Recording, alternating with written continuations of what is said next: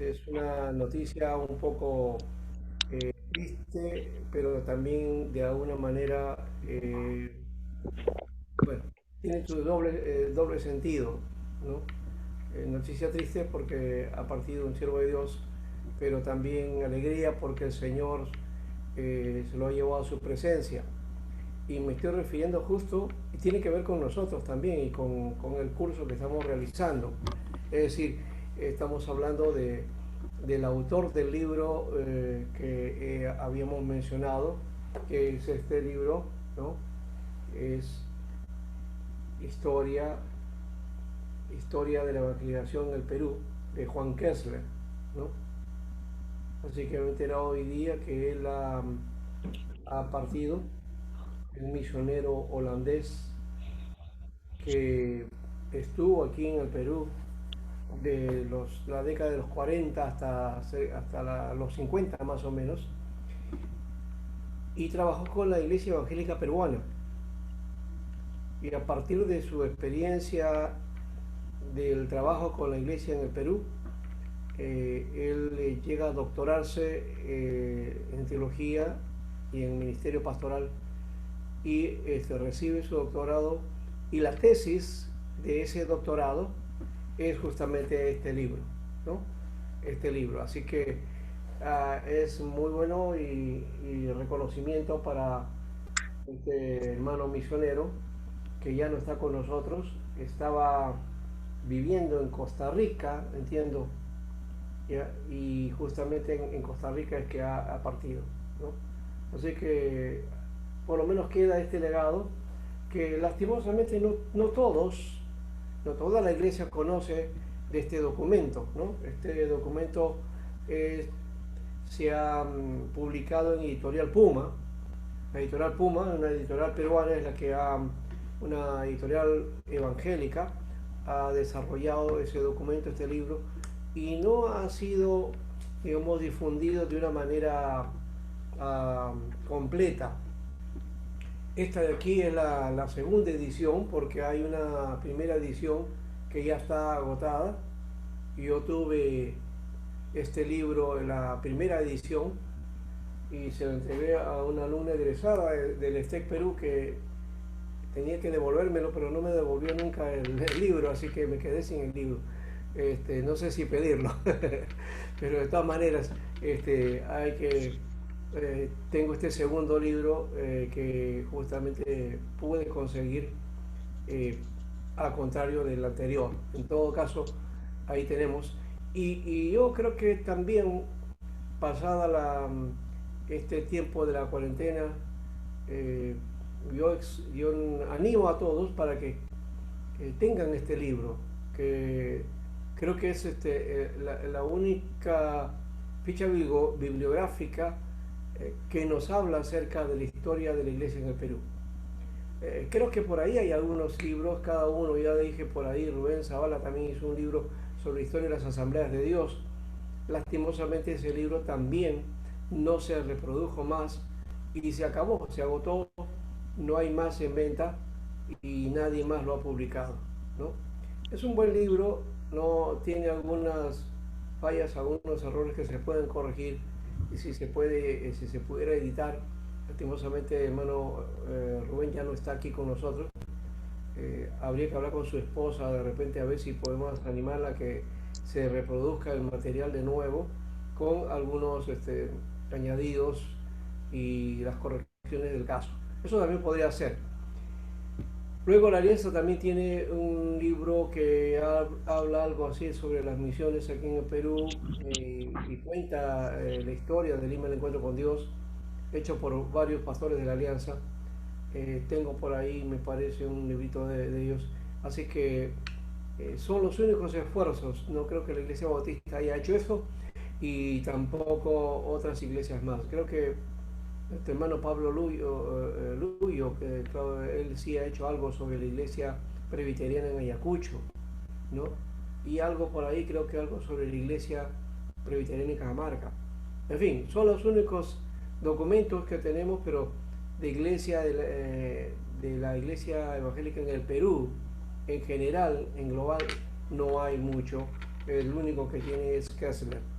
Bueno, por lo menos este tiempo es de alguna manera una especie de, eh, podríamos llamarle también honra y recordación a nuestro hermano Kerry que acaba de partir, ¿ya? Y un reconocimiento también a él por haber hecho ese trabajo, y eso implica también el amor que le tuvo a nuestra tierra y al trabajo de misión que realizó aquí en nuestro país. Así que un reconocimiento desde aquí con este curso, y esperamos dedicárselo este curso a partir de aquí hasta el final, ¿no? Kessler va a ser nuestra base, y creo que por ese motivo lo recordamos y damos gracias a Dios. Amén. Entonces, Amén. eso es bueno, y en alguna manera dar gracias a Dios. Vamos a orar entonces en todo caso. Amén. Amado Dios, te damos las gracias, Padre, por este día, y también, Padre, agradeciéndote por la vida de nuestro hermano Juan Kessler, que ha partido hoy día. Ya está en tu presencia, y agradecemos la labor que él ha hecho por aquí en nuestro país, y también el legado que nos ha dejado, su libro, y este libro nos sirve ahora para este curso. Gracias, Señor. Justo en esta etapa nos ha tocado hablar acerca de la historia de la iglesia, y esto va a ser relevante para nosotros en este caso en cuanto a su documento. Gracias por todo, Señor. En tus manos quedamos, y en el nombre de Jesús pedimos tu bendición en este tiempo. Amén. Muy bien. Ahora sí, continuamos. Vamos a trabajar hoy lo que nos queda del material que estábamos mirando hoy día, y vamos a ir a ver un momentito.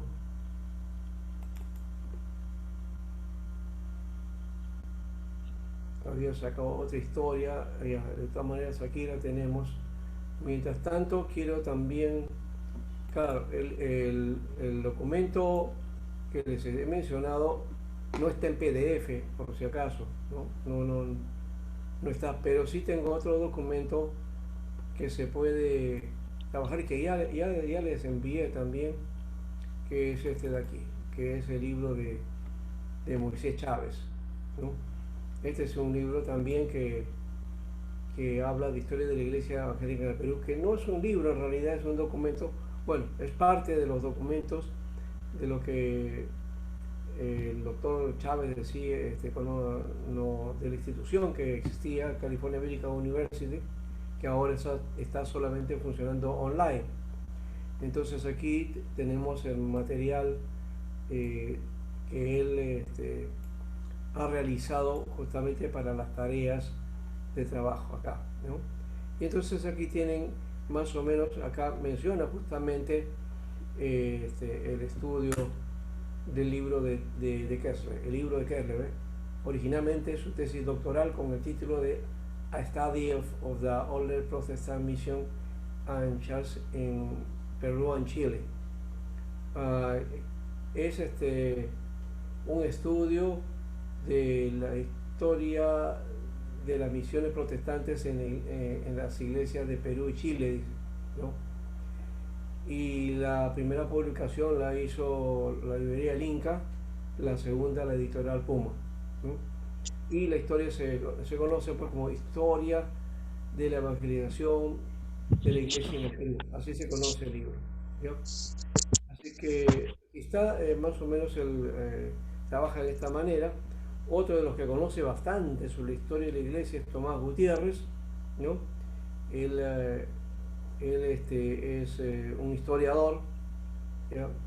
No ha escrito nada acerca de la historia de la iglesia en el Perú, pero sí algunos rasgos, algunos libros sobre historia y política, los evangélicos y la política, ¿no?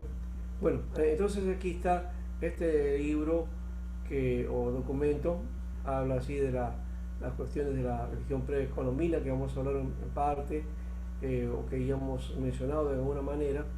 Ya, acá están los portadores de Cristo. Esta es la idea de los Cristóforos. Cristóbal es el nombre Cristóforo, ¿no?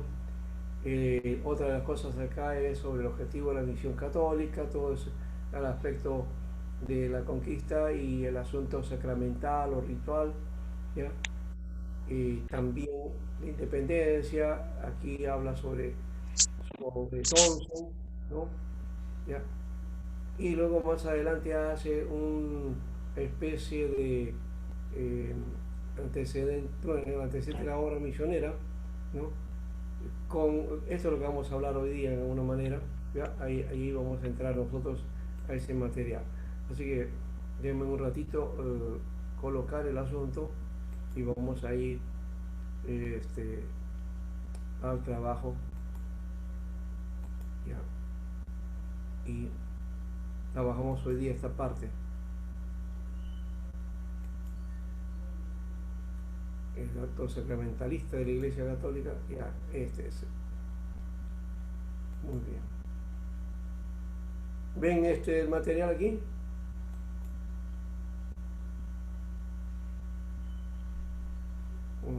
Se me fue de nuevo. Disculpen, voy a tener que volverlo a instalar.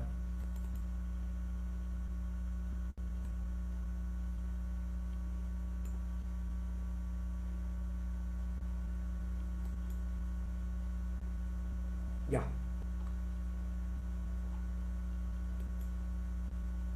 Ujú. Aquí. Ya, ¿ven el material?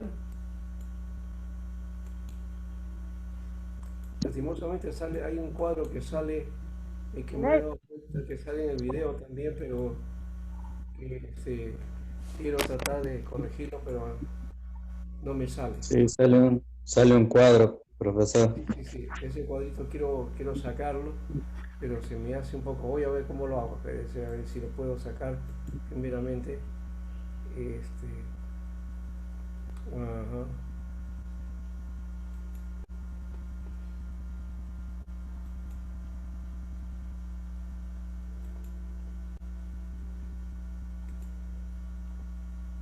Ya se metió por aquí. Ya. Ah, no, pero se va también con todo. Ujú.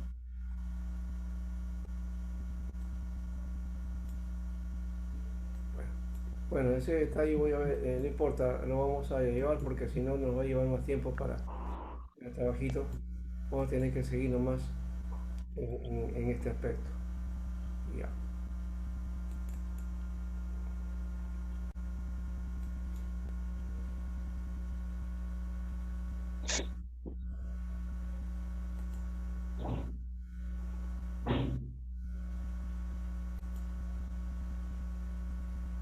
Ya. Bueno, espero que no nos moleste mucho el asunto. Aquí estamos. Entonces, eh, cuando hablamos del mensaje de la evangelización en la época de la conquista, la situación política, cultural y religiosa que se produjo a partir de la conquista y a lo largo de la colonia, se puede perder de vista entonces la visión evangelizadora de la Iglesia Católica y del mensaje misionero que se dirige al mundo, al nuevo mundo. Hubo una manera, hubo misioneros y sacerdotes que tuvieron esa carga, ¿no? Aparte de aquellos que vinieron, claro, motivados por los conquistadores también y con otros objetivos. ¿Ya? Y Kessler justamente nos muestra a nosotros el mensaje de la evangelización, ¿no? Católica y que tenía rasgos bíblicos más allá de lo que muchos evangélicos pensamos e imaginamos, ¿no? Una tarea inclusive que tiene que ver con servicio, ¿no? Y ya mencionamos esto también del Nuevo Testamento impreso en quechua, que lastimosamente no está ahora, eh, pero que creo que está por la biblioteca del Monasterio de Copa, es el único, una versión está por ahí y no está en acceso al público. Y también otra de las cosas que Tomás Paine también testifica, que fue uno de los misioneros evangélicos pioneros en el Perú, decía que muchas veces los sacerdotes de la región del Cusco daban prédicas de profundo contenido bíblico. Y eso también hay que tomarlo con bastante cuidado porque hoy día, curiosamente, en muchos púlpitos católicos hay mucho más mensaje bíblico que de lo que hay en las iglesias evangélicas. Que realmente las iglesias y los predicadores más populares y más famosos, que realmente predican tener otros temas y no un mensaje bíblico, ¿no? Sino unas enseñanzas que se salen del curso bíblico y toman otra connotación. Bueno, entonces tenemos aquí nosotros algunos aspectos de la relación que había entre Thompson y muchos sacerdotes católicos que le permitieron a él realizar su tarea, ¿no? También se muestra en el diálogo interconfesional como William Tyron, fundador de la misión metodista de la costa occidental de América del Sur, y que habla acerca de estas cuestiones. Vamos a mirar entonces ahora la independencia y el proyecto de libertad religiosa, ¿no? Contrario entonces a lo que nosotros pensamos, el asunto de que lo religioso, bueno, había intereses del rey de España y también por supuesto por la venia que había asumido con la iglesia, con el papado, que entonces nos muestra a nosotros una necesidad y un aval de la iglesia y de la acción de los conquistadores también, ¿no? Y el movimiento independentista no partió de las aspiraciones de las masas populares de esta tierra, ¿no? Sino de la necesidad de consolidar la independencia del resto de América. Y solamente el movimiento encontró reacción del clero conservador, ¿no? Que estaban fieles a los reyes de España, ¿no? Y a su posición y a la autoridad papal que los regía. Estaban en contra entonces de la posición de la población indígena, que veía que el rey también era su único protector, ¿no? Porque así se había promovido, había unas leyes que creo que por aquí lo hablamos acerca de las leyes de Indias que protegían a los indios, ¿no? Desde la corona española, pero que en la práctica en la colonia no se veía eso como acción, ¿no? Todo esto ya lo hemos mencionado, vamos a ir pasando entonces y hemos hablado también de Thompson, ¿no? Y de cómo luego de la independencia, declaración, pues comienza entonces toda una tarea, ¿ya? De construir la nueva nación, las nuevas instituciones. La iglesia también toma su dominio, ¿ya? Pero también hay una labor fuerte que nos permite ahora entonces empezar la tarea. Los comienzos entonces de la obra evangélica, ¿no? Thompson fue uno de los que hizo su labor acá en América Latina, ¿no? Y hemos dicho llevando la palabra, ¿no? Y llevó bajo el sistema lancasteriano de educación, tuvo la Biblia como principal texto, ¿ya? Y como trabajo que llevó a enseñar y a desarrollar en varias generaciones en nuestro país, desde 1822 hasta el tiempo en que 1851 casi hace la primera reforma educativa, ¿no? Bueno, entonces tenemos aquí toda esta parte de la escuela normal, como Thompson trabaja, poco tiempo después tuvo que salir del país, hubo conflictos entre San Martín y Bolívar y toda la cuestión que no permite llegar a más allá y se va hacia claro, la difusión de la Biblia, pero no se encuentra más cabida en el asunto, así que va a Colombia, México y hace otras tareas por ahí, ¿no? Este es más o menos la idea que podemos llamar de un intento de misión al estilo de Thompson, ¿no? Por medio de la educación, ¿no?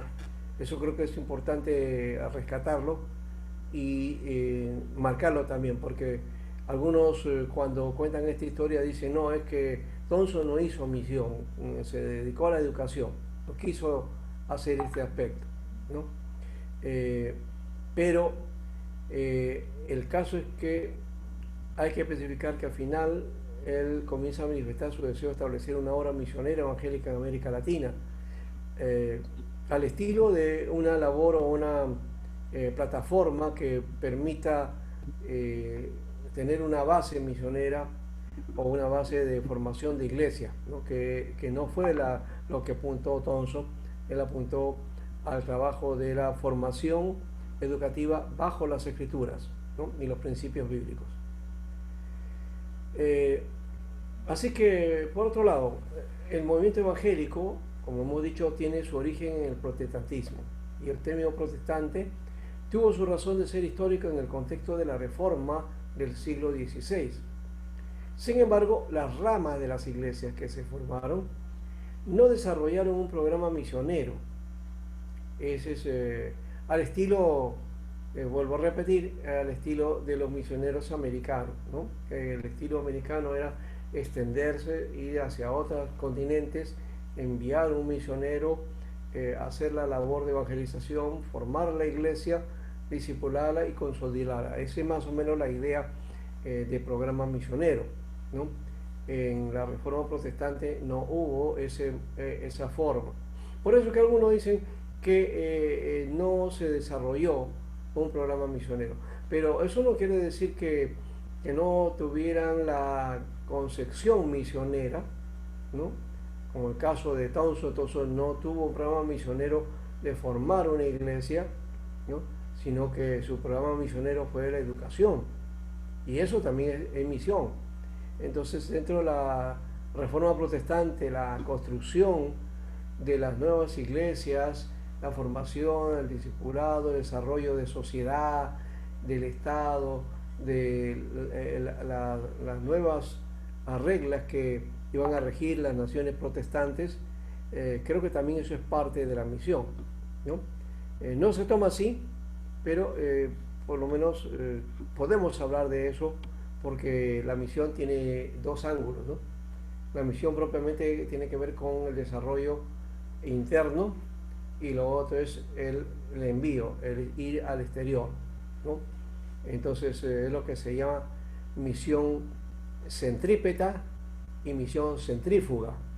La misión centrípeta es aquella que se hace la labor interna al interior de la iglesia y a las tareas que corresponden a la iglesia y al entorno de la iglesia. Y lo otro es ya cuando la iglesia envía misioneros hacia afuera, hacia el exterior. ¿Ya?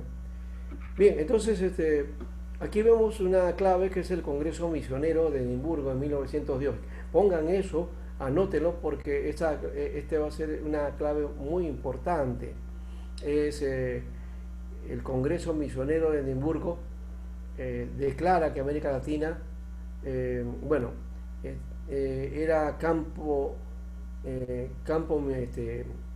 ya no era campo de misión, sino que había sido evangelizada.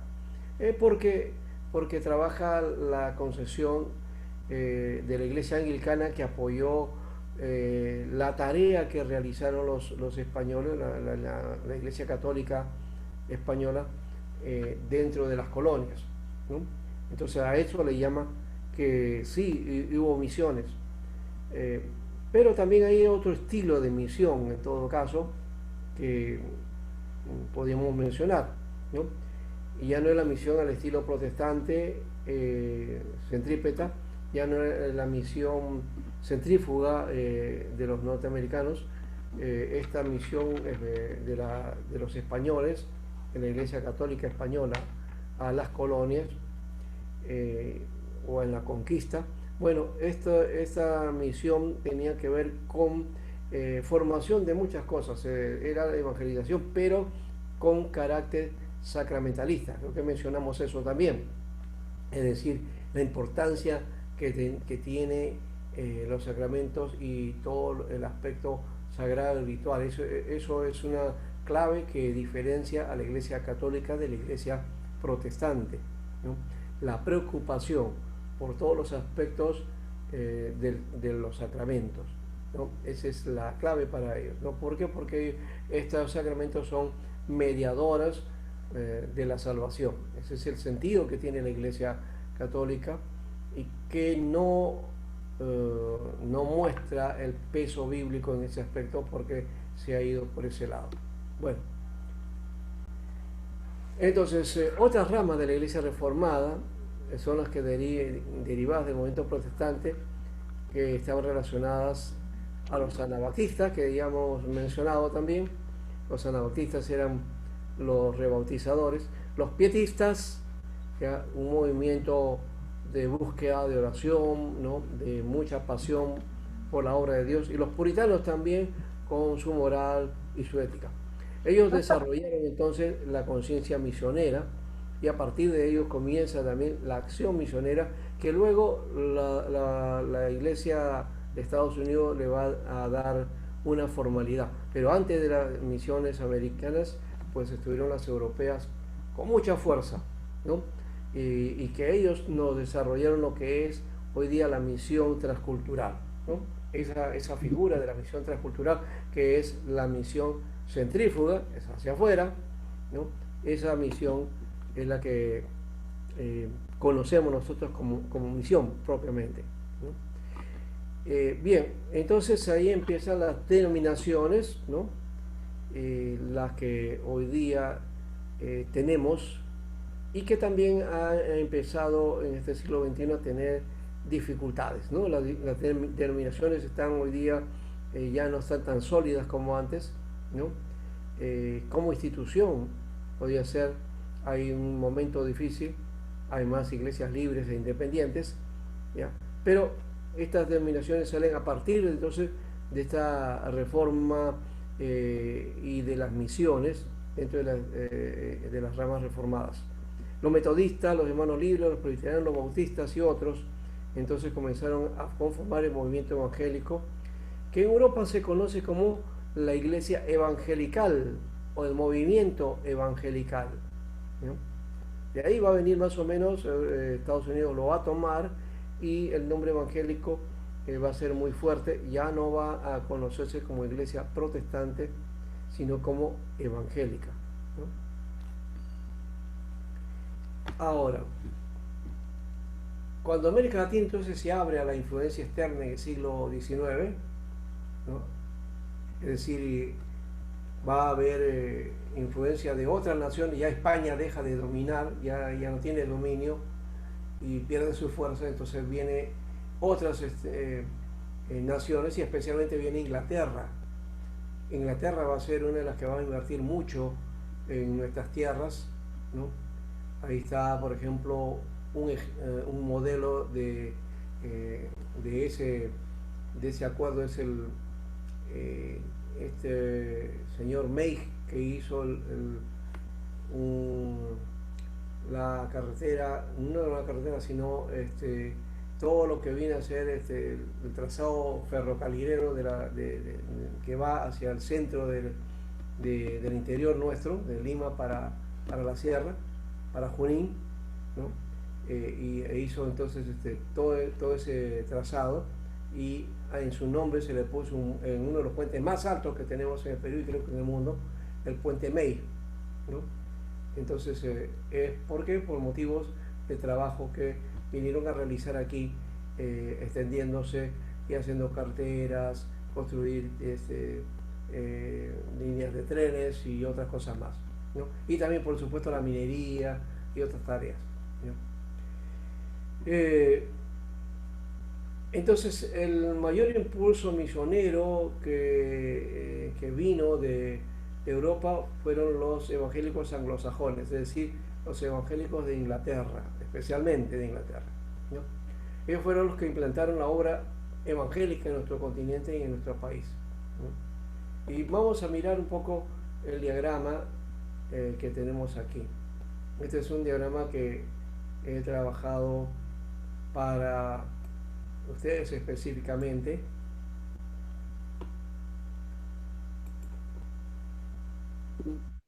Pastor Sánchez, no podemos ver la pantalla. Ya. ¿No se ve el cuadro? No, no se ve, solamente se ve lo que puso al inicio nada más. Ya, vamos a entonces tratar de ver cómo hacer para. A ver, voy a dejar ahí un ratito, voy a entrar de nuevo a ver si podemos verlo de nuevo. Ya, creo que es ese cuadrito que no nos dejaba mirar. Ahora, ahora sí, Ahora sí, pues ya, gracias. muy bien, entonces es el cuadro que nos impedía, ¿ves? Ya, ahí está entonces este cuadrito, está entonces el trabajito. Bueno, otro más y ya estamos completos, creo, 7. Entonces aquí encontramos en este cuadro un resumen de cómo más o menos se fue desarrollando el movimiento a partir de la Iglesia Católica. Y vamos a hacer un recuento del asunto, ¿no? Antes de la Iglesia Protestante, antes del movimiento protestante en todo caso. Antes del movimiento protestante existía la Iglesia Católica de Roma, ¿no? O también llamada Iglesia Cristiana del Occidente, ¿no? El cristianismo del Occidente representado por la Iglesia de Roma, ¿no? A la par había una iglesia también, y existía ahí la Iglesia Cristiana Ortodoxa, o también llamada Iglesia Católica Ortodoxa, o también llamada Iglesia Ortodoxa Griega, ¿no? O también Iglesia Ortodoxa Oriental, o Iglesia Cristiana Oriental, ¿no? Podemos conocer con varios nombres, ¿no? Simplemente se lo conoce como ortodoxa al final. ¿Cuándo nació esa iglesia o cuándo se desarrolla o cómo entra?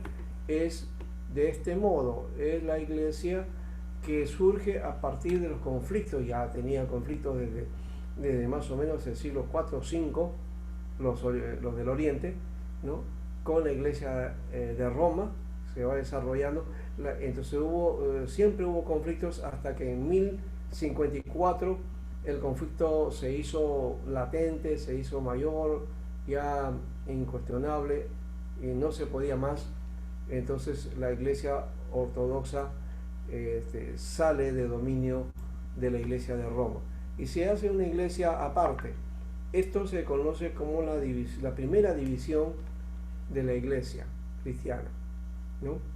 Entonces el movimiento de iglesias cristianas del Oriente rompen con la iglesia del Occidente representada por Roma. Roma ya había alcanzado o había cubierto su dominio sobre las demás iglesias. Tenía todo el dominio de las otras iglesias, excepto algunas iglesias que estaban por Asia, que hasta ahora no tienen ningún dominio, no están reconocidas ni por ninguno de estos grandes movimientos.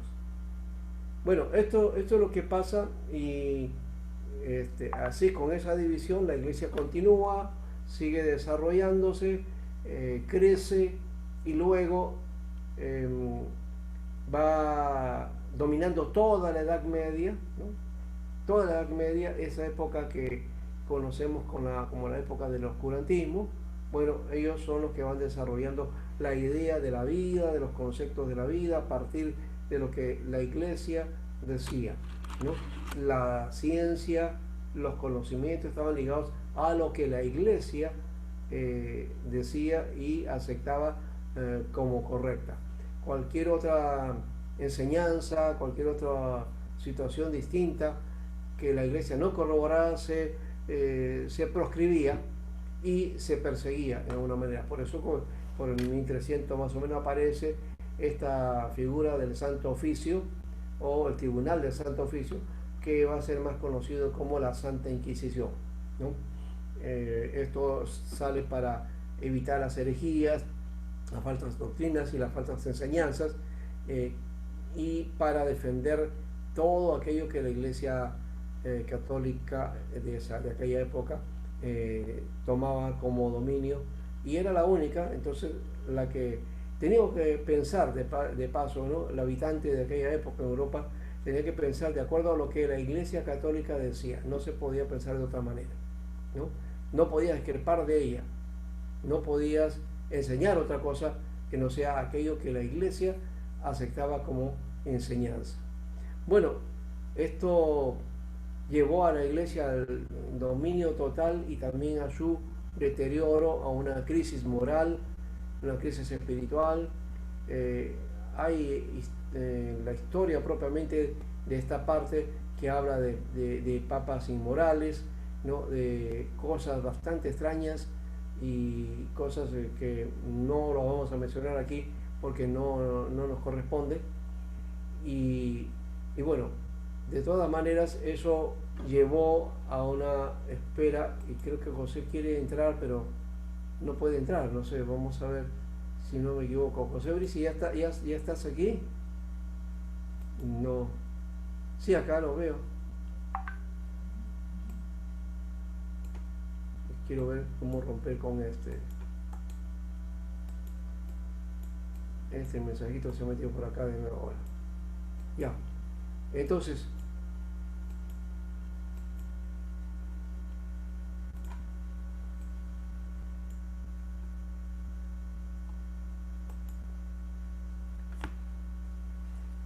en medio de esto, fíjese este cuadro y vamos a tratar de... quiero botar eso otra vez, se me metió, no sé, como si estuviera aquí molestando esta cosa. Vamos a ver si lo podemos botar.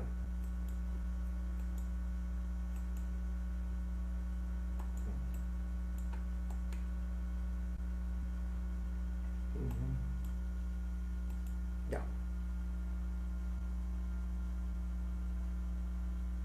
Aparece de vez en cuando.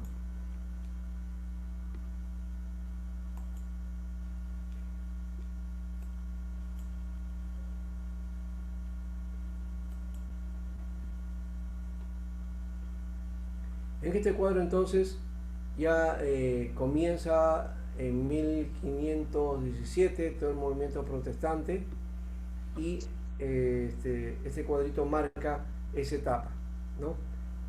Aparece entonces sí, sí, José, dime, ¿quieres algo? José Cuya. No, está bien, profesor.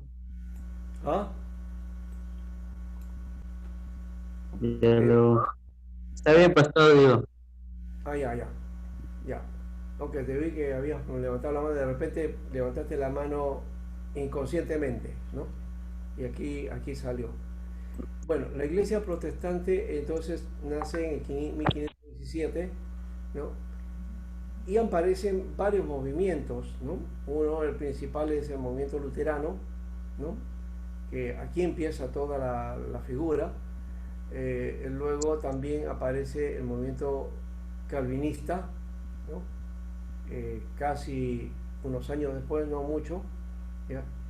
Esto empieza en Suiza, ¿ya? Y otras naciones, especialmente los Países Bajos, ¿no?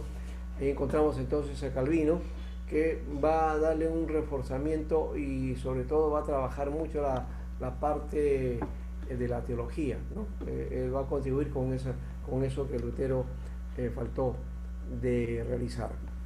El caso también, por otro lado, es que aparecen iglesias no conformistas, ¿no? Especialmente los anabaptistas. Por eso hemos puesto los anabaptistas por este lado. Estos empezaron por este espacio. Ya por el siglo XVII aparece en Inglaterra por conflictos políticos, ¿no? El movimiento de la iglesia anglicana, ¿no? Una iglesia nacional en Inglaterra, ¿no? Que se desliga del dominio del papado, ¿ya? Y que toma visos protestantes, o sea, aparentemente tiene carácter protestante, pero en cuanto a su ritual, características, tradición, es muy católica, ¿no? Entonces yo le llamo un híbrido, ¿no? porque es protestante y católica, todas las características tiene, ¿no? Y eso entonces no es protestante puro y tampoco es una iglesia católica pura, ¿no? Tiene de ambos, ¿no? Por eso que lo ponemos para este lado. Entonces, el movimiento calvinista va a tener una fuerza, por ahí va a salir todas las iglesias de corte calvinista, presbiterianas, ¿no? Reformadas, todo lo que se va a llamar las iglesias reformadas, van a salir por este lado, ¿no? Por esta figura, por acá. Y las iglesias, bueno, los luteranos se quedan solos, los conformistas entonces aparecen y se, crean el movimiento anabaptista con el movimiento de los campesinos, ¿ya? De Europa, y que va a derivar en varias iglesias, y entre ellas los bautistas, están los-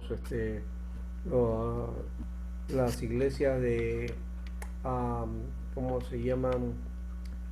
Eh, Hay unas características propias que tienen estas iglesias, ya, que van a dar, hay un nombre que ahorita me estoy olvidando, que es uno de los líderes que tuvo y le pusieron ahí está, los menonitas, ¿no?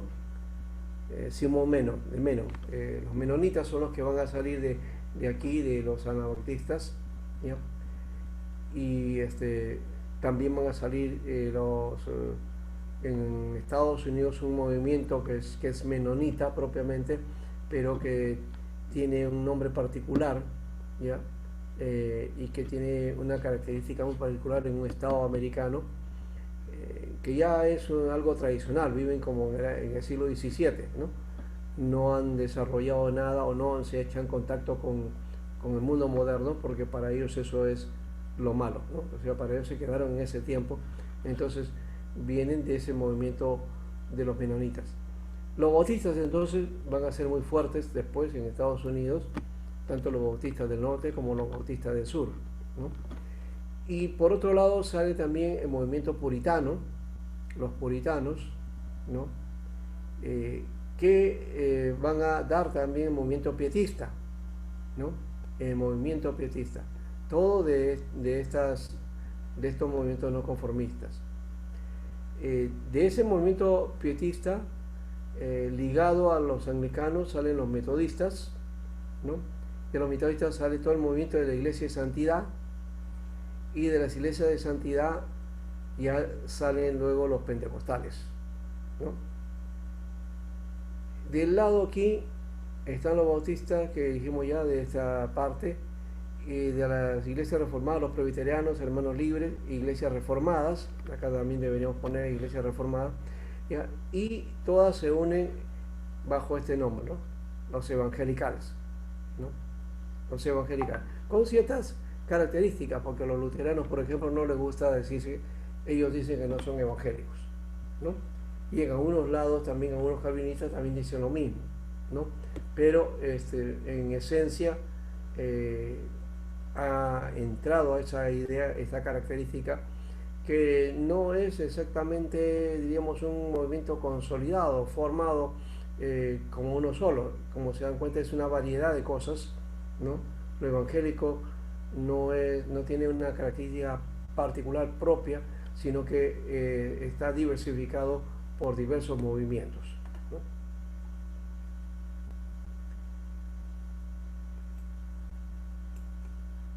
Esta cosita no nos permite ver acá, pero bueno, seguimos. El énfasis del mensaje de estas denominaciones evangélicas lo define Samuel Escobar. Samuel Escobar también es un profesor de teología e historia. Él dice: era la vivencia personal de la fe para cada creyente en contra de la simple confesión de un credo común en forma corporativa. La finalidad de la misión vino a ser la conversión de personas al Evangelio de Jesucristo de una manera individual. Esta vivencia se fundamenta en el acceso directo y personal a la Biblia, razón por la cual para la evangelización de la misión se enfatizará la publicación y la distribución de las Escrituras, predominando el colportaje. ¿Qué era el colportaje? El sistema de distribución de Biblias de lugar, de pueblo en pueblo, ¿no? De sitio en sitio. los colportores, un trabajo que creo que todavía se hace, pero desde otra perspectiva. Antes el colportaje fue una tarea muy fuerte porque no solamente llevaba la Biblia, sino también la tarea era de formación de iglesia, evangelizar y dejar iglesia, ¿no? Eh, esa tarea era inclusive vocacionada, ¿no? Sin ninguna respaldo económico, ¿no? Sino simplemente por amor a la obra, ¿no? Y la gente que hacía esto, los hermanos que hacían esto, simplemente vivían de la distribución de la Biblia, ¿no? De cómo desarrollaban esta tarea. Bueno, ahí tenemos un elemento importante de ese trabajo. Ahora, vamos a mirar un poquito aquí para, para compartir y conversar un poco sobre el asunto. Vamos a dejar de ver esto, cosa que también a ver si este material va. Muy bien, vamos a, en esta parte, a tener un espacio de conversación. A ver, ¿qué les parece esta idea? Les he mostrado el cuadro, un cuadro más o menos ahí sobre sobre las iglesias. Someramente no está completo porque hay, de hecho, que hay muchos otros movimientos que faltan ahí, ¿no? Y qué decir del pentecostalismo, toda una serie de iglesias que van saliendo por ahí, ¿no? Y del otro lado también la serie de iglesias que van desarrollándose por el lado tanto de los bautistas como de las iglesias reformadas, ¿no? Entonces ha habido todo un juego dentro de la tarea de evangelización y misionera que desarrollaron entonces iglesias y que algunas se consideran evangélicas y otras no. A ver, preguntas por ahí. Una pregunta, profesor. ¿Quién es? José. José, ya. Sí, José Cuyo. escuchando lo último que dijo, ¿no? Que hay algunas iglesias que se consideran, como mencionó, evangélicas, dijo, Sí, así es. otras no. ¿A qué se debe eso? Bueno, nunca, no he averiguado el asunto y sí me he inquietado, pero no he investigado esa curiosidad, ¿no?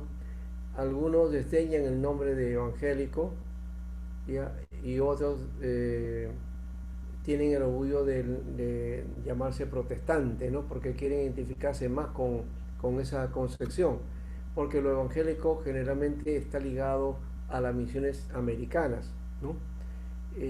Las misiones americanas van a tener más bien el impacto de los movimientos de santidad, ¿no? Los movimientos que se dieron a partir de Wesley y de Whitefield, ¿no? Entonces quienes van a tener ese contacto, por ejemplo Jonathan Edwards va a ser uno, y luego más adelante también Moody, ¿no? Que son los que van a llevar esa característica que le van a dar a la iglesia evangélica y la que vamos a heredar en Latinoamérica, que propiamente es iglesia americana, ¿no? Pero que se conoce como iglesia evangélica, ya no se le llama protestante, ¿no? O no se le conoce así, porque ya desde Europa venía la concepción de lo evangelical, porque predicaban el evangelio, ¿no? Porque estas iglesias son las que practican el llamado y la conversión, ¿no? Cosa que no hay en las iglesias reformadas, ¿no? No hay un llamamiento, no hay una conversión individual, no se hace pasar a la gente adelante para que tome su decisión, para que por medio de una oración reciba a Jesús como su Señor y Salvador. Esa no es la concepción que hay en las iglesias presbiterianas y especialmente todas las iglesias de corte reformado. Estas iglesias que se les conoce como iglesias históricas, ¿no? De paso, las iglesias históricas serían entonces la iglesia, las iglesias calvinistas o reformadas, las iglesias luteranas y las iglesias anglicanas. Estas son las tres grandes iglesias, o mejor dicho, no grandes, las tres iglesias históricamente hablando son las iglesias históricas, reconocidas como iglesias históricas, ¿ya? Que vienen de la Reforma. Las otras vienen ya de en diferente momento y en diferido. Por eso es que algunas ya no se consideran, especialmente las nacidas en Estados Unidos, ya no se consideran pues reformadas, y las de América Latina tampoco, ¿no? Hasta hay creyentes, yo he escuchado mucho que no saben que, no, no, yo no soy protestante, yo soy evangélico, ¿no? Entonces, no se identifican, y de la reforma, que Lutero, Calvino, no conocen mucho. Y estas iglesias no enseñan tampoco acerca de todo este movimiento que llevó entonces a la iglesia a una reforma, ¿no? Y no se dan cuenta que es parte de toda una reforma. Bueno, en todo caso, yo lo veo como un proceso, ¿no? No estoy diciendo que la iglesia evangélica es aparte de la iglesia protestante, sino es consecuencia, pero no tiene las características de la iglesia reformada inicial, ¿no? No tiene las características de la iglesia protestante inicial. Tiene otros elementos que va asumiendo en el camino, ¿no? Como por ejemplo la evangelización, ¿no? Ese llamado a la evangelización muy fuertemente, ¿no? Es ganar las almas. Eso viene de la característica del movimiento pietista, ¿no? Y el movimiento puritano, el asunto del cuidado de la moral, el cuidado del testimonio, ¿no? Ese aspecto es heredado del puritanismo, ¿no? El apartamiento de todos aspectos en el mundo, ¿no? ¿Ya?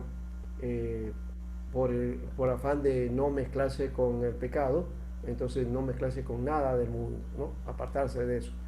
¿Ya? Y una vocación, digamos, hacia Dios de forma individual, no de forma comunitaria, ¿no? Ese es otro elemento que tiene la iglesia evangélica, ¿no?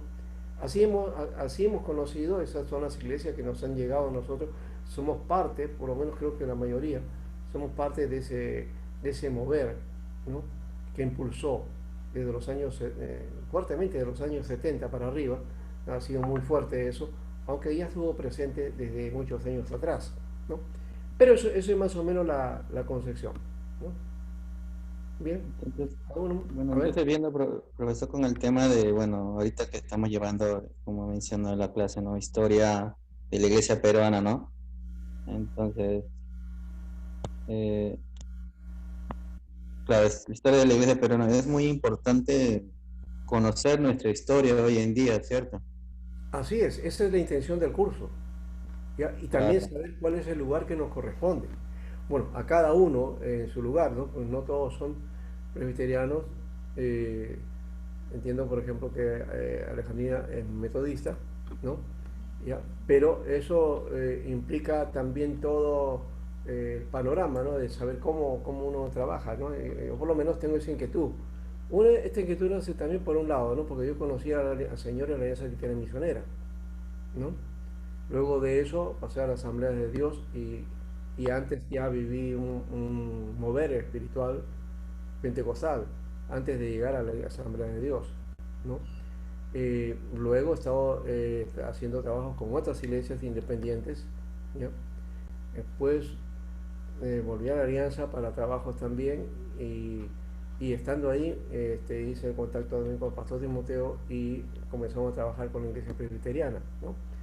Entonces, de alguna manera, volví a las raíces porque la alianza era de carácter o de origen presbiteriano originalmente, ¿no? Entonces eso también me ayudó de alguna manera y algunas otras cosas que han ayudado a este asunto. Así que más o menos conozco el mover de estas iglesias y sé dónde estoy también, ¿no? No es necesario que porque he estado en uno u otro lugar, eso no es que no me identifica, sino que más bien me da una capacidad para poder entender los movimientos, para poder ver todos esos aspectos, ¿no? Y no llegué a ser bautista, aunque por ahí he ido a predicar a las iglesias bautistas también, ¿no? Y tengo a mi cuñado que es bautista, tengo a mi hija que también en Estados Unidos iba a una iglesia bautista, así que más o menos tengo todo el panorama, de alguna manera. Sí, Está bien, profesor, gracias. ya. Muy bien, ¿otro más que quiera añadir algo? ¿Ya? Pastor, este cuadro me dejó el ojo largo, con los ojos. Sí, la verdad no sabía que la iglesia presbiteriana y la iglesia metodista estaba de extremo a extremo. Ah, bueno, no extremo a extremo diríamos, ¿no? Simplemente por la cuestión del diagrama, ¿no? Pero creo que al final eh, el metodismo o el movimiento wesleyano lo que ha querido es graficar toda una cuestión tomando desde el mensaje original protestante, pasando por el pietismo, puritanismo, y lo dosificó, ¿no? Y lo dio a conocer muy fuertemente. Ahora, la diferencia quizás es por la cuestión de punto de vista, ¿no? Porque ya ahí sí hay una diferencia, ¿no? El calvinismo apunta los puntos del sínodo de Dort y a partir de Wesley trabaja todo lo que es el movimiento, el pensamiento de Arminio, ¿no? Eso nos diferencia. Ahí sí está la marca diferenciada, No, no, ¿no? pastor, un momento, sí, que parece que ese diagrama poco está, no está bien. Sí, pues. Que primero, iglesia anglicana tiene teología reformada, calvinistas. No, no, no, no. Sí, Ah, anglicana así. tiene teologías calvinistas con Sí, sistema de católica romana. exacto, así es, pues Sí, sí. Sí, entonces sí. anglicana debe estar a izquierda, al lado de calvinista. Ahí Ah, viene, ya, ya, ya. sí, ahí viene Claro, no, metodista. ya, Por eso, entre iglesia cristiana y metodistas no hay mucha diferencia, solamente tiene predestinación. sí, sí, Sí, por esa es la eso única decía. diferencia, que Ajá, otros todos iguales. Y otro así, también, ¿cómo se llama? Puritanos también calvinistas. así es. Sí, entonces toda esta derecha tiene que volver a la izquierda. Sí, lo que pasa es que como puse al luteranismo primero porque empezó primero, ¿no? Después vino Calvino y después Sí, a por los eso, anglicanos. usted pensando luterano de central y a ambos los dejó, pero Ah, anglicana, calvinistas, protestantes, todo ese mismo lado. ya, Es más si no cercana. vamos, ya, lo voy a poner entonces de otra manera, ¿ya? Sí, Voy a poner la línea, ya no la católica en el centro, sino a un costado, luteranos claro. acá y Calvino y presbiteriano. Eso es lo que voy a arreglar. Además, por ejemplo, los ¿Ya? bautistas, iglesia presbiteriana, la teoría totalmente igual, Sí, por sí, la forma de gobierno. sí, Sí, solamente pensando que, presbiteriana, más cercana es bautista, ajá, naturalmente. sí, Después, metodistas. así es. Sí, es más cercana, es más familia cercana. Sí, son los más cercanos, solamente la diferencia está en cuanto a la predestinación, nada más. Sí, Esa es la única diferencia que tiene. pero ese ¿Ya? diagrama se ve que como Alejandrina mira lo que está ultra a ambos lados. Ah, No no, es no, así, no. es más cerca. La idea no es que de ambos lados, o sea, no hay una diferencia y creo que voy a corregir ese aspecto, ¿ya? Porque la que más o menos sería radical es la del movimiento anabatista, ese sí es, ¿ya? Pero al final se van juntando, por eso que al final tiene la línea y todo llega a lo que se llama lo evangelical, ¿no es cierto? Todo el movimiento, ¿no? Recuerden también otro elemento que ya trabajamos, que era la Confesión de Westminster. La Confesión de Westminster justamente recoge a todas estas iglesias. Entonces no hay una diferenciación en sí mismo, ¿no? Por eso es que todas al final se abocan y todas se conocen como evangélicas, ¿no? Hay pequeñas diferencias que sí nos marcan, pero que no nos dejan, no dejan de ser la iglesia, ¿no? Sí, sí. Entonces, Pero ese eso hay diagrama que... se ve que está casi ambos ultra parte. Por eso se Sí, sí. Alejandra pensaba Ya así. podíamos entonces corregirle y poner, este, yo tenía otra por ahí, otra gráfica, y a ver cómo salvarla, porque no se decía así, sino simplemente salía así de una manera sin denotar las diferencias. Bueno, vamos a ponerla de esa manera. Sí, voy a... Alejandrina, lo único que hay que corregir en este caso es no que están de extremo a extremo, en el sentido del gráfico, porque el gráfico no está pintado por ese lado, sino la única diferencia está entre el asunto teológico de la predestinación, nada más. O sea, si la salvación se pierde o no se pierde. Esa ha sido una cuestión que ha estado dentro de la iglesia evangélica, ¿ya? Y que no hace más ni menos a uno, ¿no? Aunque, claro, algunas denominaciones asumen esa postura, ¿no? Cada una pensando en su propia verdad como la única y desdeñando la otra. Pero eso es ya interior nuestro, eso es un asunto ahí interno entre nosotros. Al final eso no nos quita el hecho de que somos evangélicos todos, ¿no? Y que de alguna manera también guardamos la tradición calvinista y protestante. Eso tampoco se puede olvidar. Cada vez que se hace un análisis de la iglesia, también se hace recordación de todo eso, porque al final es todo un movimiento que se va diversificando, que va a tener diferencias, que hay que aceptarlas, ¿ya? Pero que eso no nos aleja, sino que nos enriquece en cuanto a los matices que tenemos cada iglesia evangélica, ¿correcto? Sí. Entonces creo que eso es un elemento que hay que tomar en cuenta. Entonces no hay que mirarnos como extraños entre uno y otro, sino más bien vernos como la iglesia del Señor. Eso creo que es el sentido. Si hemos tenido una lectura de gráfico divisionista, no ha sido la intención, no es la mía, ¿ya?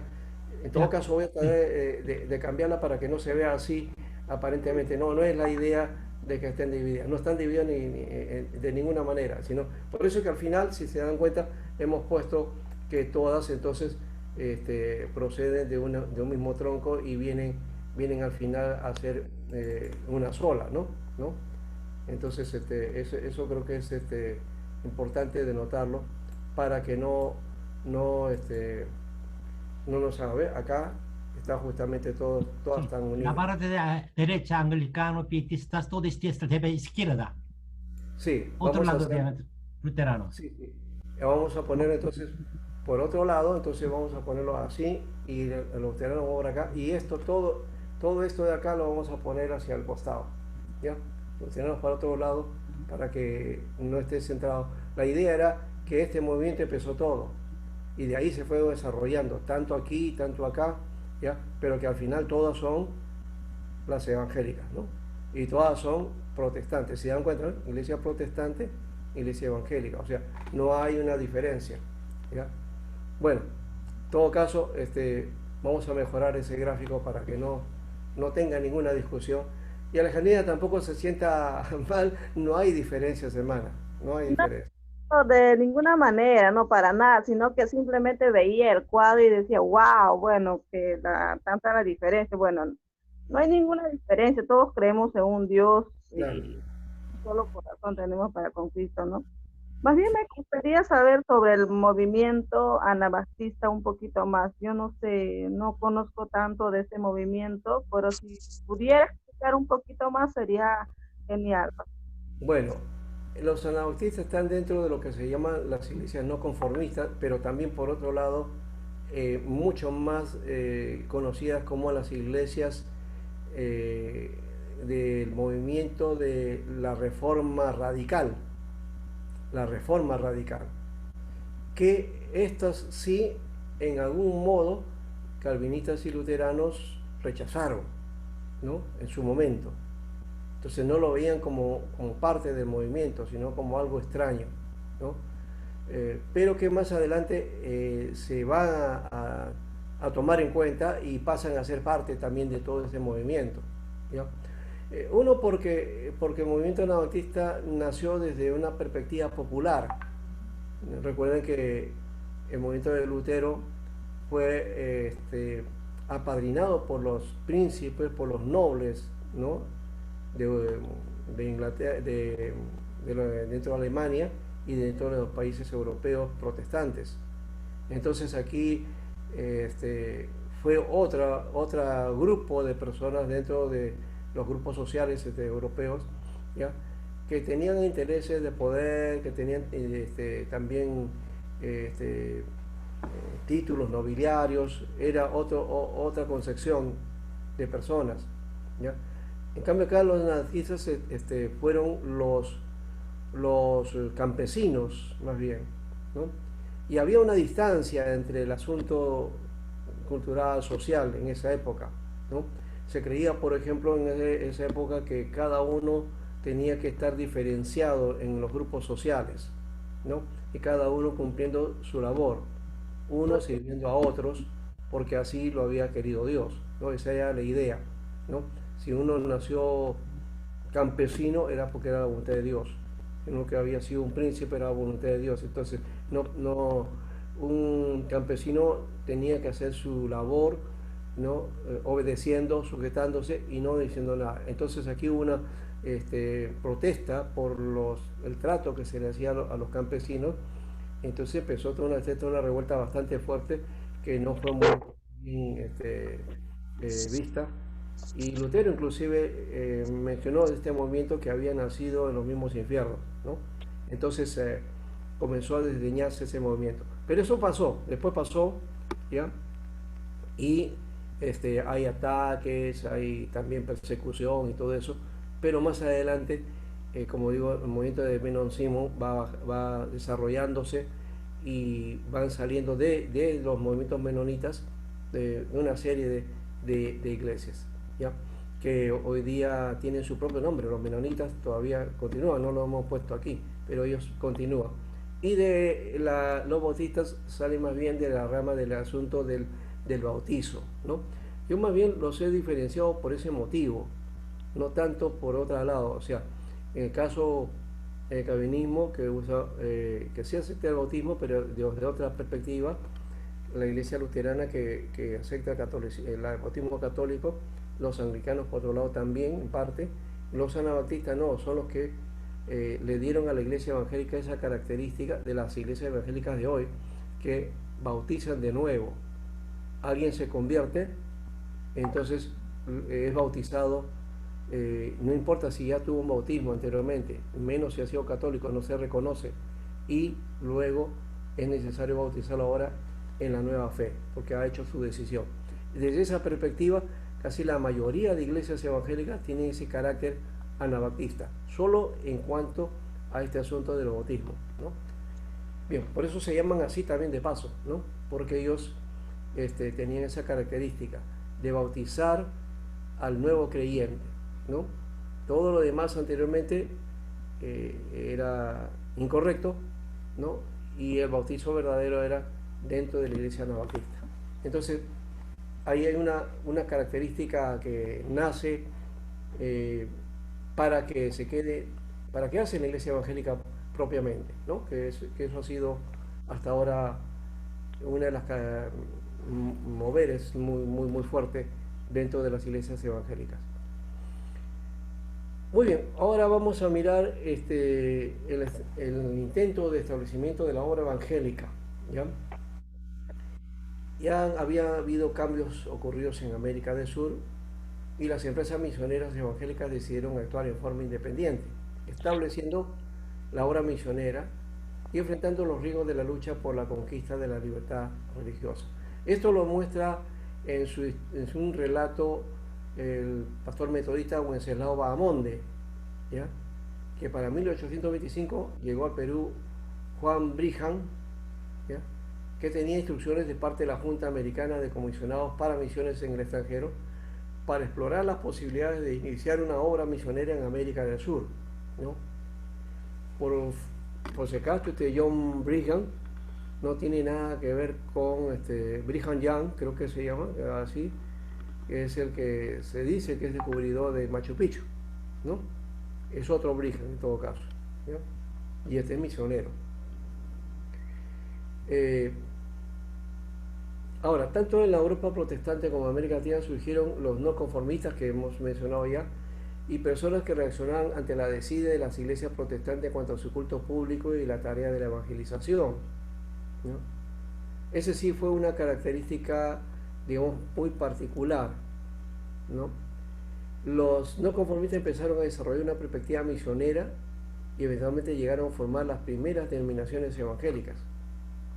En el Perú los protestantes se ceñían a las leyes que restringían otros cultos que no fuera el católico, Solo los extranjeros tenían sus cultos y era en privado, porque estaba prohibido los cultos públicos que no sean de origen católico, ¿no? Así que cualquier culto de origen diferente al católico no podía ser público, estaba prohibido, ¿ya?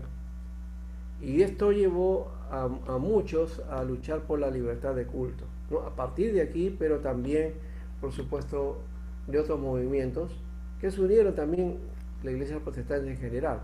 Así que tampoco ha sido solamente los no conformistas, ¿ya? Y aquí está, por ejemplo, este movimiento que empezó en el Callao, ¿no? La capilla anglicana, ¿no? Para los ingleses. En la primera fase de la penetración misionera no católica en el Perú, hay un papel importante está el ingreso en el Callao, la puerta de ingreso al país en esa época, ¿no? Curiosamente también hoy día el aeropuerto internacional lo tenemos en el Callao. Todavía sigue el Callao siendo la entrada de alguna manera al país, ¿no? Eh, bueno, el Callao estaba separado de Lima, y ya creo que dije en un momento, o no sé si lo dije aquí, pero hay una diferencia de distancia. Hoy lo que se conoce la Avenida Argentina y la Avenida Colonial, eso era la carretera antigua que iba de Lima al Callao, ¿no? Y para ir de Lima al Callao eran varias horas, ¿no? No era como hoy día que creo que en una hora ya estamos en Lima, o menos, ¿no? En aquellos tiempos, cuando el único medio de transporte eran los vapores, el Callao era una ciudad cosmopolita. Cuando hablamos de una ciudad cosmopolita, quiere decir una ciudad en donde llegaba mucha gente de diferentes lugares, ¿no? De muchas partes del mundo, ¿no? No solamente los españoles, vinieron los ingleses, ya hemos dicho también, por supuesto, vinieron también los africanos como esclavos, luego los orientales también vinieron más adelante, ¿ya? Japoneses, luego chinos, ¿no?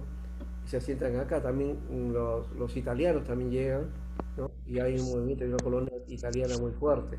Entonces acá tenemos gente de muchas partes, ¿no? Así que muchos extranjeros decidieron radicar y trabajar aquí, y es donde empieza también la obra misionera del Perú, porque muchos de los que venían con la fe protestante, ¿no? Fueron los residentes británicos anglicanos quienes decidieron tener una capilla para su culto mensual, exclusivo en inglés a partir de 1849. Como se dan cuenta, el contexto también, el contexto social, no permitía realizar misiones, así que tampoco podemos echarle la culpa a ellos de que no tenían la perspectiva misionera. Era muy difícil hacer misiones en ese entorno, cuando estaba prohibido el culto público, ¿no? También estaba prohibido evidentemente la idea de compartir el evangelio, ¿no? Entonces, bueno, algunos dicen pues que no eran mejor que los católicos, eso lo menciona y lo he puesto acá. Creo que voy a tener que quitar esa parte porque no me gusta mucho esa versión, pero no es la mía. Lo saqué del documento que trabajé ahí, Chávez creo que es el que menciona eso. Bueno, algunos capellanes entonces dicen que llegaron a convertirse al catolicismo. Bueno, eso sucede cuando hay en un movimiento, alguien viene de una confesión diferente, pero encuentra un fuerte dominio de una iglesia o de una religión, entonces se convierte, ¿no?, a esa, ¿no? Eso es lo que ocurrió en el caso de algunos capellanes anglicanos, ¿no? De repente por cuestiones también de establecimiento social, ¿no?, y de estrategia. No sé, eso podía haber sido, aunque algunos piensan que esa conversión ha sido por renegar del Señor. No creo que haya sido así del todo, ¿no? Eso es como ocurre con algunos cristianos que se van a Israel y que consiguen ser, bueno, algunos son de naturaleza judíos y entonces adoptan el judaísmo después, finalmente, estando allá, ¿no? Y eso es por asuntos también de la ciudadanía y otros elementos ahí. Y si hay alguna cuestión de si convertieron o no, eso ya es un asunto interno que queda ahí y que no podemos juzgar en ese caso. Nosotros jugamos desde fuera, sí lo hacemos, ¿no? Y inmediatamente decimos, sí, ya se fue de la fe, ¿no? Pero eso ocurre también con misioneros que van al mundo árabe también, ¿no? Que se convirtieron después al islamismo, ¿no? O sea, es una cuestión ahí relativa, que no podemos tampoco decir qué es lo que pasó, ¿no? Bueno, esperamos que no nos ocurra en todo caso a nosotros, a ninguno de nosotros eso, ¿no? Ahora, por otro lado, entonces, claro, estos movimientos extranjeros no se interesaron por la evangelización. ¿Por qué? Porque tampoco pudieron, pues, ¿no? En 1864 la Capilla Anglicana del Callao tuvo como capellán a un no conformista, que era William Cathcart, y llegó inclusive a formar una escuelita junta con 80 niños, y 20 de los cuales eran peruanos. Esta escuelita fue el nexo entre el misionero extranjero con la sociedad peruana, ¿no? Y sin quebrantar la ley de culto, que era exclusivo para protestantes extranjeros, ¿no? Estaba haciendo su labor con estos 20 niños peruanos, ¿no? Pero muere Caltral y la capilla quedó en abandono y también la escuelita desaparece. Y ahí empieza un largo periodo de abandono que se fue repitiendo en la historia de la iglesia anglicana y que nada contribuyó a la evangelización de la sociedad peruana en ese aspecto. O sea, ese esfuerzo quedó ahí, ¿no? Más adelante vamos a encontrar otro elemento, un esfuerzo de la implantación del movimiento evangélico aquí, ¿ya? Que es el 1877 y que se conoce como el primer intento, porque el otro es más bien lo que algunos llaman iglesias de implante, que es la iglesia que viene con integrantes extranjeros y se implanta en otro lugar, ¿no? Pero que no hacen misión o están impedidos de evangelizar. Bueno, en el caso de este primer intento, que sí, este es un intento evangelizador, un empleado extranjero del puerto que era miembro de la Iglesia Evangélica de los Hermanos Libres se asoció con una familia luterana no conformista de apellido Peterson, y con ellos formaron una pequeña célula evangélica en la casa de la familia mencionada. Y ahí, en breve tiempo, llegaron a tener cultos en castellano, ¿no? Y esto fue para compartir el evangelio con los peruanos. Más adelante, la señora Peterson se hizo bautizar como adulta, rompiendo su tradición protestante luterana, ¿no? Eso ya nos muestra el carácter anabaptista de los hermanos libres, ¿no? Bueno, aunque esta familia no tuvo apoyo de ninguna agencia misionera, ¿no? Con toda justicia podemos decir que ellos son los precursores de la obra misionera en el Perú. Así que aquí empieza la iniciativa de plantar iglesias evangélicas, ¿no? Acuérdense ese apellido, ¿no? La familia Peterson, ¿no? De la Iglesia Evangélica de los Hermanos Libres. Ellos fueron los que inician entonces esta tarea de implantar iglesias evangélicas en el Perú. Ahora, pasando ese esfuerzo inicial, digamos, de evangelización, porque lo de la capilla anglicana no hubo contacto con peruanos, eso fue puramente para extranjeros, e inclusive el grupo de esta capilla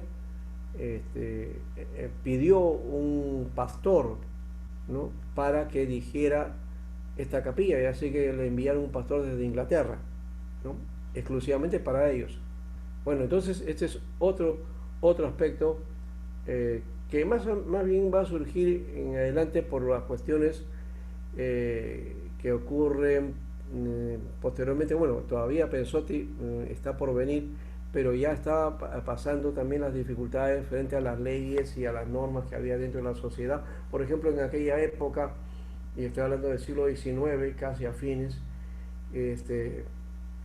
tanto era el poder que tenía la Iglesia Católica que los oficios, las ceremonias de matrimonio eran hechos solamente para católicos, ¿no? Estaba prohibido casar protestantes. Y por otro lado, las iglesias protestantes no tenían la capacidad para hacer eso. Y lo otro era en cuanto a cuando moría una persona, los cementerios que había en el país estaban regentados por la Iglesia Católica, ¿no?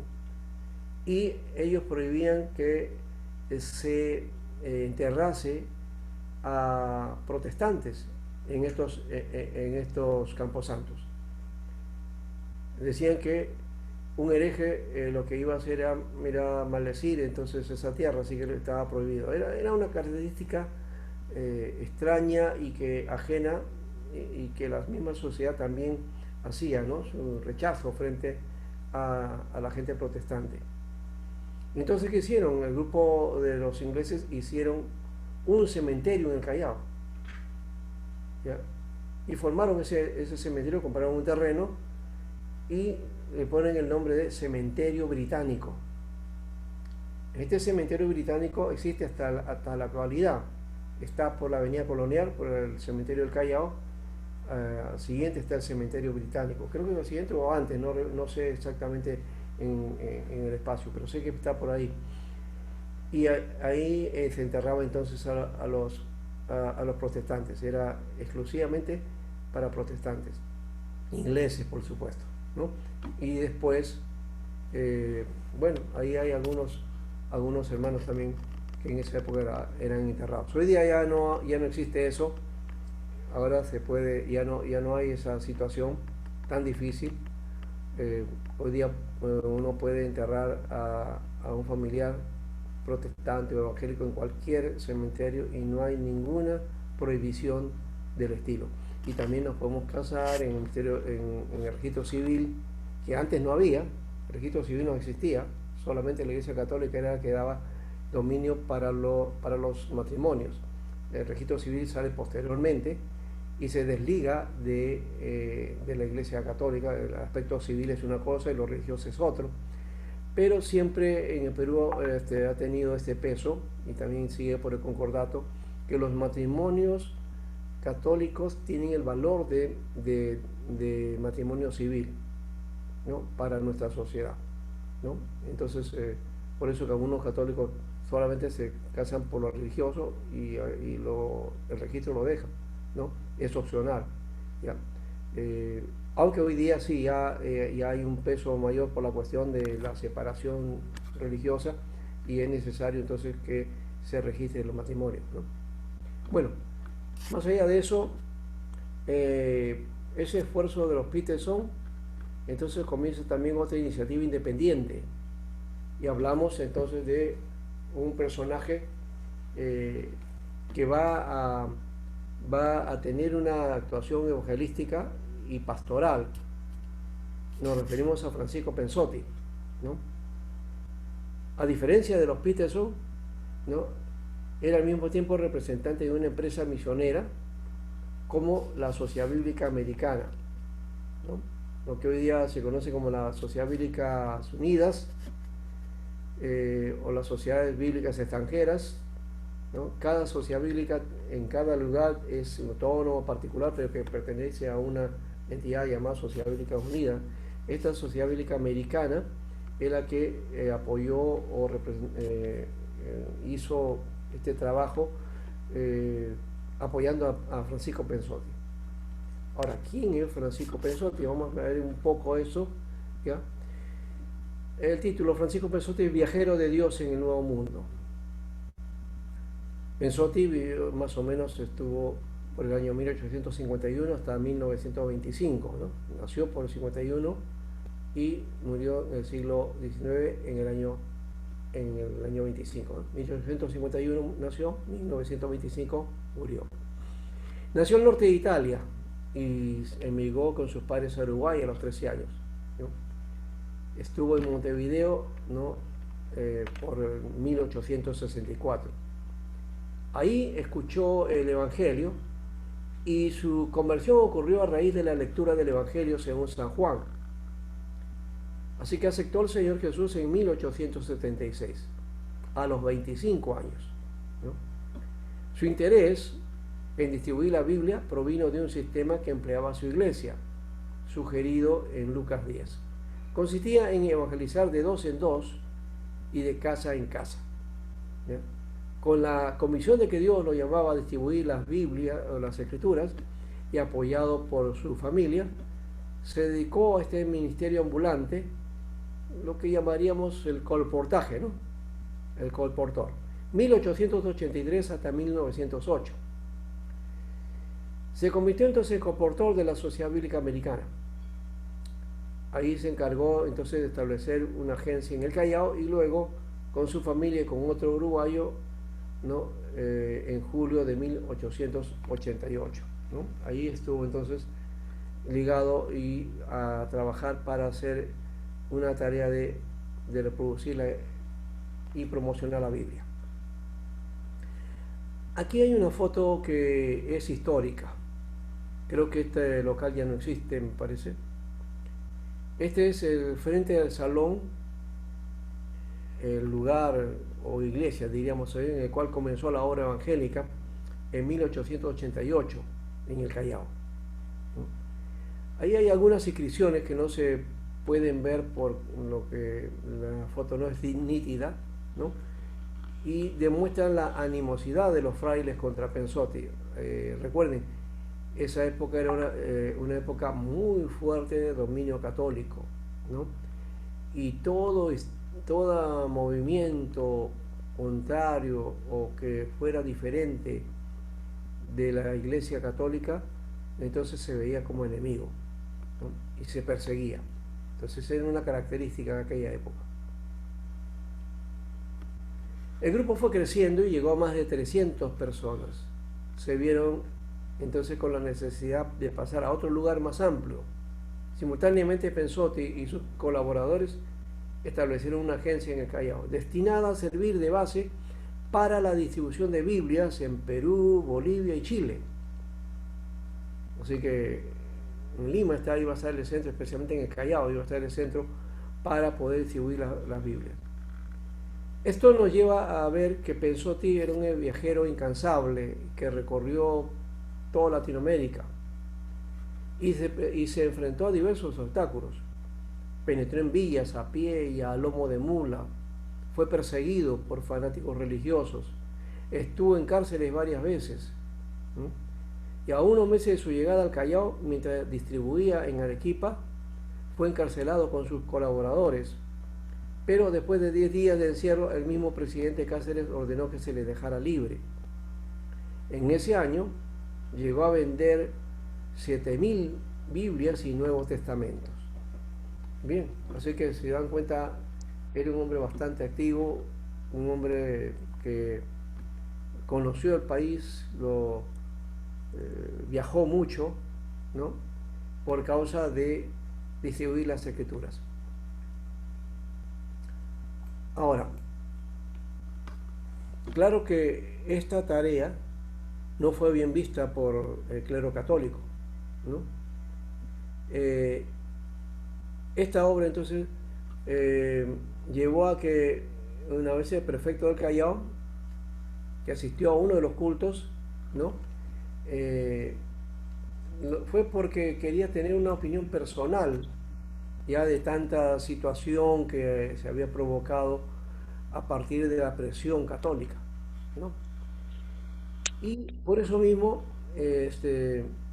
quedó tan impresionado él al escuchar entonces y estar en el culto, que le respondió a los curas: este hombre predica la verdad y eso es precisamente lo que nos falta, ¿no? Esa fue su respuesta. Y de acuerdo a la ley establecida, se le permitió continuar, pero con las puertas cerradas durante el culto, ¿no? Porque, recuerden, la norma todavía existía eso de que no se podía hacer cultos públicos, ¿no? Esta aparente tolerancia del culto extranjero exclusivo no protegió a Pensotti, ¿no? Así que el sacerdote José Manuel Castro lo acusa de violar la constitución de aquella época, que en su artículo 4 decía: la religión del Estado es católica, apostólica y romana. La nación la protege por todos los medios conforme al espíritu del Evangelio y no permite el ejercicio público de alguna otra. Fíjense eso, hay que hacer énfasis a esto, ¿no? Eso es lo que estaba en la Constitución ya de aquella época, estamos hablando de 1890, ¿no?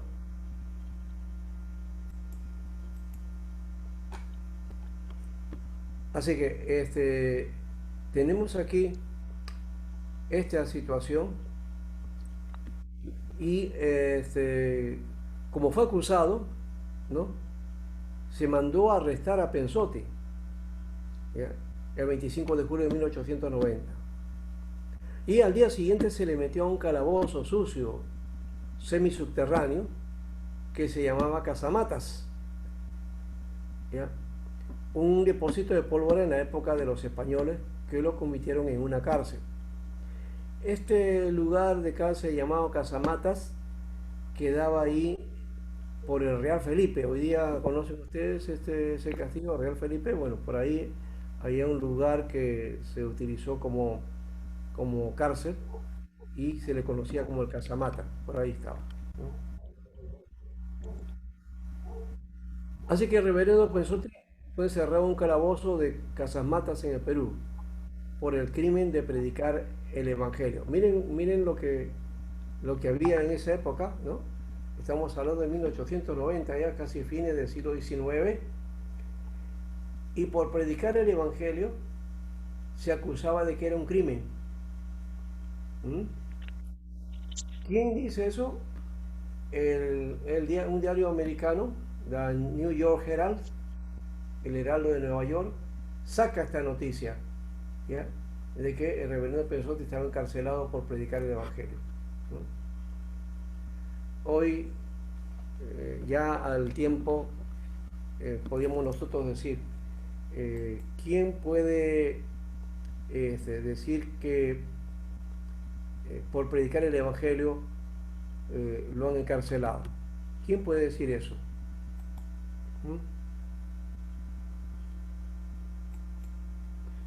¿Quién puede decir eso hoy día? Porque a nadie meten a la cárcel por predicar el Evangelio. ¿O sí? ¿Alguno ha ido a la cárcel por predicar el Evangelio? ¿Alguno de ustedes ha ido o han llevado siquiera a la comisaría por predicar el Evangelio? Claro que pastor. ¿Ah? Habla de Pensotti es muy triste, ¿no? Ya. Lo que tuvo que pasar por predicar el Evangelio. Así es. Era el contexto de nuestro país, esa época, estaba prohibido. O sea, ser evangélico, ser misionero, ser reverendo, ser pastor, era muy difícil en esa época. Era un culto a puertas cerradas, ¿no? Así es, así es. Ya. No había libertad religiosa. Fíjense que la Constitución decía en el artículo 4, no permitimos otro culto. No se permite. Imagínense si este artículo existiera hasta hoy día. Claro, sería extraño, en medio de todo lo que sucede en otros países, que en nuestro país todavía ese artículo estuviera vigente, ¿no? Han pasado muchas cosas y de hecho que eso ya no tiene vigencia en ningún país, por lo menos que conozcamos en el occidente, porque sí lo hay en el oriente, hay prohibición, en Asia hay prohibición, ¿no? África, ¿no? Está prohibido el Evangelio, ¿no? Está prohibido en algunos lugares los misioneros, ¿no?, y hacer misión, ¿no? Eso también está prohibido. En Turquía, cuando tú vas a Turquía no puedes ir como misionero, ¿no? Tienes que hacer otra labor y camuflar esa labor misionera con esa actividad, ¿no? Yo conozco, por ejemplo, a un misionero de la Alianza que ha ido a Turquía, ¿no? Nivaldo Latorre. Ya tiene, creo, ya casi 10 años allá. Y él se llegó a la comunidad turca por la novedad de que los turcos quieren hablar castellano. Entonces él enseña castellano, ¿ya? Enseña castellano con la Biblia, ¿no? Entonces es una manera indirecta de dar un mensaje, ¿no? Así que esa es la estrategia que está utilizando. Por allá dice que hay que hacer eso. Igual en Asia o en el mundo árabe también, o en la India, tienes que ir también con una vocación o con un oficio diferente y haces tu labor de esa manera, ¿ya? Entonces la estrategia para esos lugares todavía está como cuando nosotros estábamos en esa situación. Hoy día tenemos la libertad, ¿no? Y Claro, que da gracias a Dios por eso. Pero también por esa libertad hay cierto relajamiento también, ¿no? Y no estamos haciendo la labor como debe ser, ¿no? En fin, eso solamente es un análisis así abiertamente, no juzgando a nadie, sino que es la situación que tenemos nosotros en este tiempo, porque donde hay libertad también a veces como iglesia nos relajamos también, ¿no? Cuando hay presión ahí nos ponemos las pilas. Como que la iglesia, cuando hay presión, cuando hay persecución, como que ahí sí se anima, ¿no? Pero no esperemos que haya persecución para eso, ¿no? Tenemos que seguir haciendo la labor, ¿no? Bueno, aquí abro un poco de espacio para luego tener un tiempo de descanso y volver. A ver, en cuanto a esto, ya Alejandrina mencionó el asunto de cómo ha visto el caso de Pensotti, muy triste, que lo hemos resumido. En realidad, ver otros aspectos de Pensotti es fuerte, ¿no? Y miren, el detalle que hemos puesto aquí en esta exposición, el PPT nos muestra aquí a Pensotti. Este que está aquí entre rejas es justamente Francisco Pensotti. Está ahí en la cárcel, ¿no? Este es uno de los en el agrupamiento que está con los demás presos ahí. Y el caso es que se hizo internacional porque el New York Herald lo publica, ¿ya? Y llega inclusive a ser un problema internacional en el Perú. Si no hubiera sido por ese motivo, fue más por ese motivo, porque era un extranjero italiano.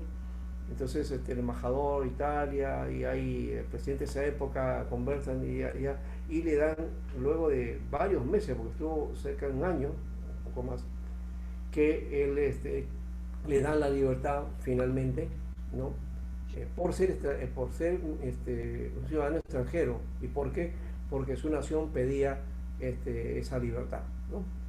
Bien, ¿alguna cosa entonces que podamos compartir en este espacio? A ver. Pastor Alberto, Sí, sí. podríamos decir de Pensotti que es el Pablo del Perú, ¿no?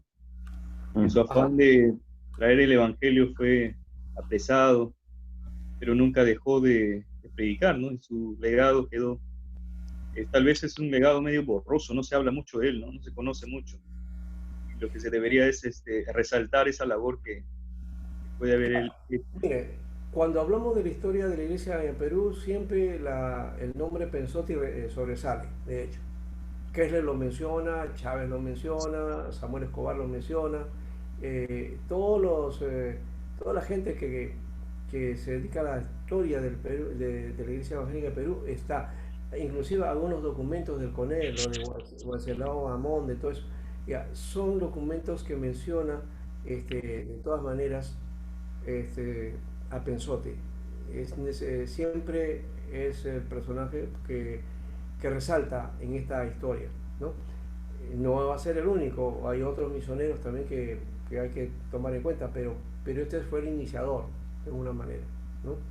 Vamos a decir que él es el que finalmente los Peterson quedan pues olvidados, ¿no? Aun cuando ellos iniciaron una tarea, ¿ya? Que finalmente no se logró nada, pero Pensotti sí lo fortifica. Esta situación llega inclusive a pegar porque más adelante, por esta situación y por otras, ¿no?, que se van presentando, entonces se quita de la Constitución, de ese artículo, eso de no permito otra confesión, ¿no? Eso se quita, ¿ya? Y el Estado entonces vuelve a ese aspecto. Claro, todavía sigue apoyando a la Iglesia Católica, ¿no? Eso se va a quitar ya después, creo que está la Constitución del 33, por ahí más o menos, me parece, ¿ya? O más adelante. Y la del 87 ya está completamente borrada de la Constitución, ¿no? Entonces, había un proceso largo para dar la libertad y también la tolerancia, y este hecho de que aunque no lo dice la Constitución explícitamente, ¿no? El Perú es un Estado laico, no apoya a ninguna confesión, ¿no? Esa es lo que dice la Constitución, básicamente. Entonces no apoya ninguna, pero sí hay un acuerdo, puede hacer acuerdos, y por eso que la Iglesia Católica tiene un acuerdo con el Estado peruano, ¿no? A raíz del concordato del 78 justamente, ¿no? Entonces el concordato es el que le da un peso a la Iglesia Católica aquí. El caso es que la Iglesia Evangélica no hemos hecho ningún concordato, pero tampoco no somos un Estado, ¿ya? Y no hacemos proyectos ante el Estado. Entonces, por eso no hay acuerdo, ¿no?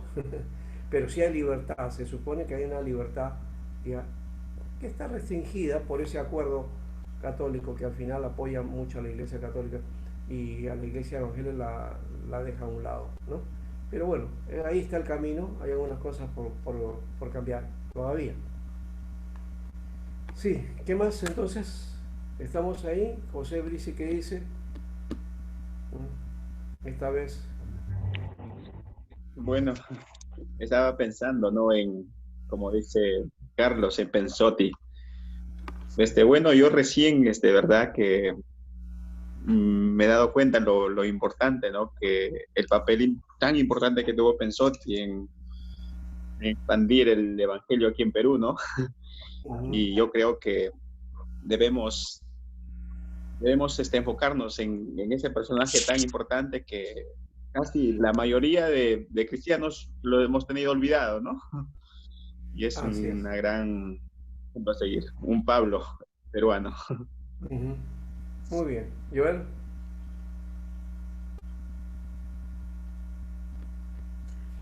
Pastor, usted en algún momento dijo que Perú no había sido considerado un campo misionero. ¿Cómo? Latinoamérica. Ajá. O sea, los países latinoamericanos. Mejor dicho, la colonia española, ¿no? En los países de la colonia española, el Congreso de Edimburgo reconoce que no, ya no son campos de misión, ¿no? O no son campos de misión porque reconocen a la Iglesia Católica que vino con los españoles, ¿no? Y que ellos hicieron misión. Por eso es que el Congreso de Edimburgo lo reconoce por ahí, así. Aunque no fue tan concreto, ¿ya? Pero da la concepción de que sí, eso ocurre, ¿no? La otra propuesta era considerar Latinoamérica como campo de misión, que eso pedían los misioneros americanos en Edimburgo, pero no se logró eso. Más bien en 1917, en el Congreso de Panamá, ¿ya?, el Congreso Evangelístico de Panamá, en diciembre, ahí se declaró a Latinoamérica como tierra de misión, ¿ya? Por ese motivo es que a partir del 17, o sea, 18, 19, 20, comienzan a venir misioneros a Perú con mayor fuerza. Y los movimientos que se van a formar van a salir más o menos de la década del 20 para arriba, son los movimientos que van a tener sus inicios en nuestra tierra, ¿ya? Y luego, claro, se van a ir consolidando hasta más o menos 40, 60, por ahí ya hay ciertas iglesias, pero todavía no hay una evangelización fuerte, y hay un apoyo, una ayuda que se conoce después en la década de los 60, lo que se conoce como a ver si me olvido, pero era una operación misionera, ya, el nombre ahorita me olvido, ya, esta operación misionera evangelística, ya, que se fue casi a fines de los 60, ya, se hizo entonces una tarea con Billy Graham, Luis Palau y otros más, ¿ya? Utilizando la Plaza de Hacho y otros grandes lugares, ¿ya? Evangelización explosiva se llama, ¿ya? Evangelización explosiva. Esa tarea abre entonces espacio a otras iglesias, ¿ya? Pero luego de eso, por los 70 más o menos, se da la formación de una iglesia grande, porque hasta esa época en las iglesias evangélicas lo máximo era 80, esa era una iglesia grande, 80 miembros, 100 miembros, era una iglesia grande. Y ya con eso se conformaban. ¿Por qué? Porque no iba más gente a la iglesia, ¿no? Entonces ya eso se considera bastante. Pero hubo un movimiento que rompió esa idea y se construyó un local grande en Lince, y empezó Lima en Encuentro con Dios. Y eso en pocos años creció, y de 100 hermanos que habían pasó a ser 1500 a 2000 personas, ¿no? Y eso fue lo más grande que había en una iglesia evangélica en el Perú, en Lima. Eso llamó la atención, ¿ya? Luego, bueno, se hacen otras iglesias también de misma característica, 2 o 3 iglesias parecidas a eso, y a fines del 70 al 80 aparecen otras iglesias que van a hacer lo mismo, y entre el 80 y 90 pues crecen bárbaramente y comienzan las iglesias en masa, ¿no? Iglesias de 3.000, 4.000, 5.000 miembros, ¿no? Aparece Agua Viva y otras más. Bueno, eso es parte de la historia que vamos a ver más adelante, ¿no?